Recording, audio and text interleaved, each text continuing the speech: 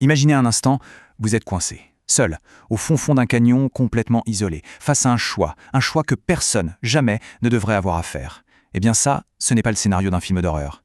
C'est l'histoire bien réelle d'Aaron Ralston, et de sa lutte acharnée pendant 127 heures pour survivre.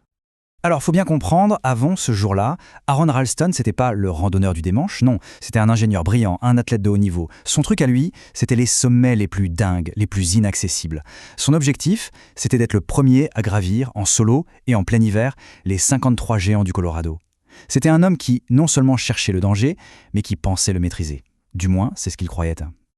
Ces mots, ce sont les siens. Ils décrivent parfaitement ce moment, cette seconde précise où tout bascule, où le paradis, une journée d'aventure, de liberté totale au milieu de l'Utah, se transforme en un véritable enfer.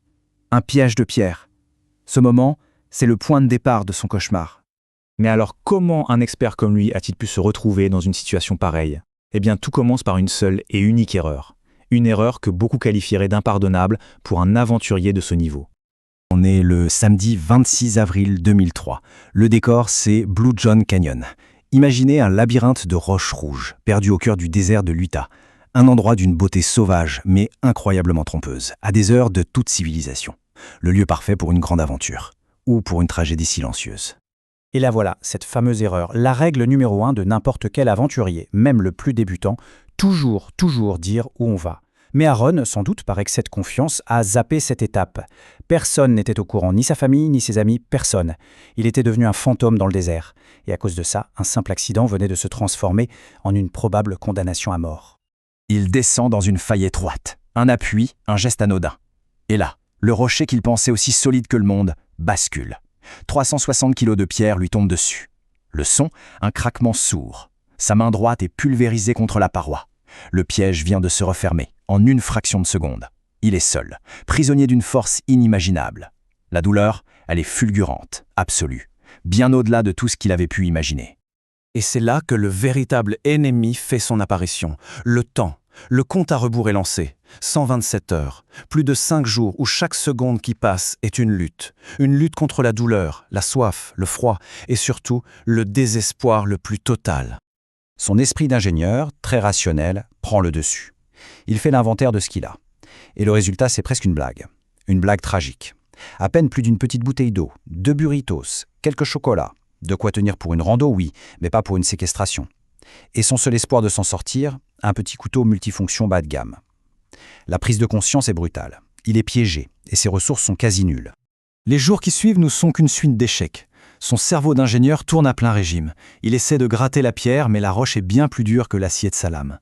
Il tente de monter un système de poulies avec ses cordes d'escalade pour essayer de soulever ce fichu rocher. En vain. Le bloc ne bouge pas d'1 millimètre. Au 3e jour, c'est fini. Plus une goutte d'eau, plus une miette de nourriture. Au 4e, une idée terrifiante commence à germer. L'imputation. Mais après un essai, il se rend compte de l'horrible vérité. Sa lame n'arrive même pas à couper les poils de son bras. Alors un os, n'en parlons pas. L'ironie est cruelle, non? Le seul outil qui pourrait le sauver est à peine plus qu'un jouet. Une lame minuscule, tellement émoussée qu'elle est incapable d'entamer la pierre. Pendant des heures, il s'acharne, il gratte, gaspillant une énergie précieuse. Pour rien. Il doit se rendre à l'évidence. Le rocher ne cédera pas. Le corps a échoué. La bataille physique est perdue. La vraie épreuve commence maintenant et elle se joue dans sa tête. Une lutte contre ses propres démons, un face-à-face silencieux avec la mort. Au 5e jour, il n'y a plus d'espoir. Son corps le lâche. La déshydratation le fait délirer.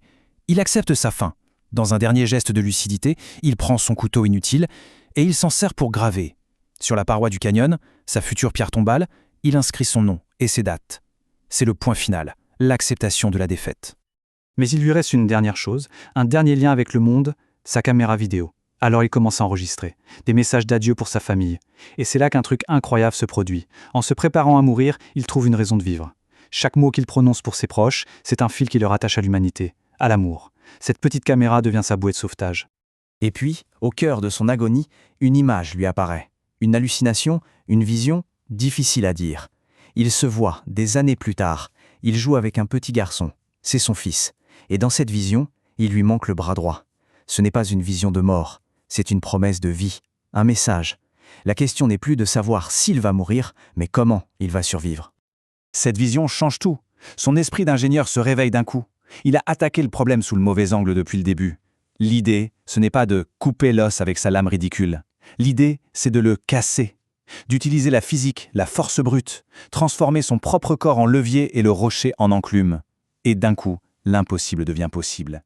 Une porte vers la liberté vient de s'entr'ouvrir. On va maintenant aborder l'acte qui a fait de son histoire une légende, un acte d'une violence et d'une détermination qui dépassent l'entendement. Le plan est mis à exécution avec un sang-froid terrifiant. D'abord, il se fait un garrot avec un tuyau de son sac.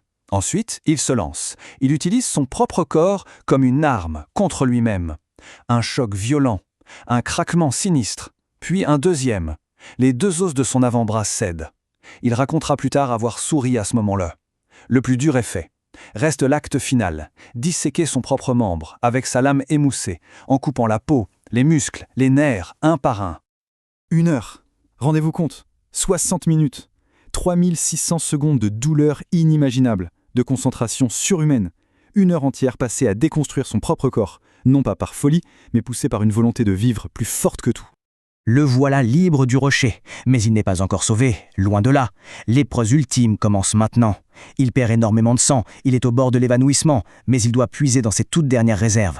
D'abord, descendre en rappel une paroi de 20 mètres avec une seule main, puis marcher 10 kilomètres dans le désert, chaque pas étant une victoire contre la mort qui le talonne. Cette marche désespérée, c'est la dernière étape de son calvaire et le début de sa seconde vie. Une vie qu'il a littéralement arrachée à la mort. Et finalement, le destin lui sourit. Une famille de touristes le trouve. L'alerte est donnée. Quand les secours arrivent, il a perdu 18 kilos et un quart de son sang. Son histoire va faire le tour du monde, devenir un livre, puis un film.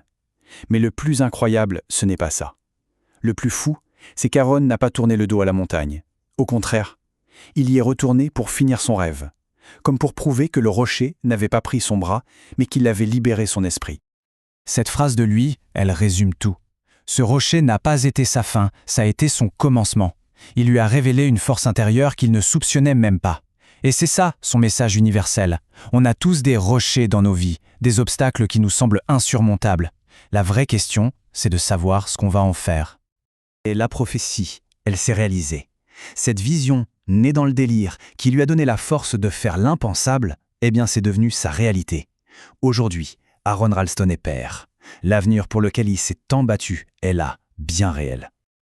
L'histoire d'Aaron Ralston, elle nous met face à cette question fondamentale. Elle nous montre que face au vide, la volonté de vivre, quand elle est nourrie par l'amour, peut accomplir de véritables miracles.